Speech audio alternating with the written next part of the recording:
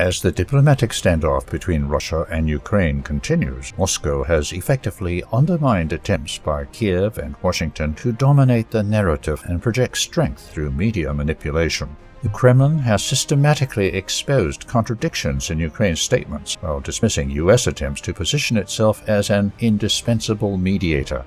Russian Foreign Minister Sergei Lavrov announced that the second round of talks will take place in Istanbul on June 2nd. The Russian delegation, led by Medinsky, is prepared to present a memorandum outlining Moscow's stance on resolving the root causes of the crisis. However, Ukraine has yet to confirm its participation in the meeting.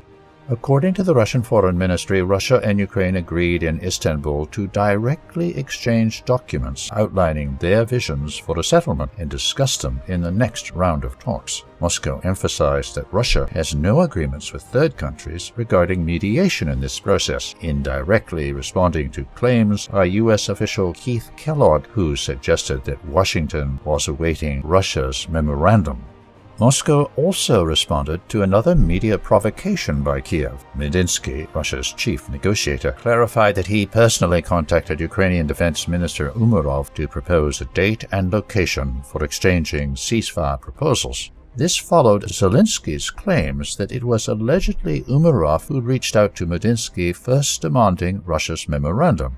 Amid the memorandum drama staged in the MSM and aimed to show Russia's alleged unwillingness for peace, Zelensky keeps playing media muscles, stating that he expects hostilities to continue until at least 2026. He hopes that Western sanctions will significantly weaken Russia's economy by then, but hides the fact that his scattered army is defeated on the battlefield. Such statements have been dismissed by Russian officials as propaganda aimed at domestic audiences. Zelensky's own cries for the month-long truce are the best proof that his army is no longer able to conduct further battles without a respite in the war, and no NATO weapons can change the power balance at the front.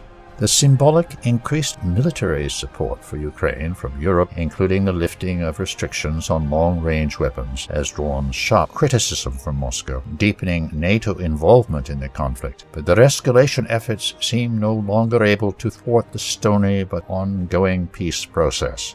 As diplomatic efforts continue, the key question remains whether Ukraine and its Western backers are willing to compromise on Russia's core demands. With Zelensky's legitimacy under scrutiny and Western unity showing cracks, the upcoming talks in Istanbul could prove pivotal if they take place, while both sides prepare for further military and political maneuvering.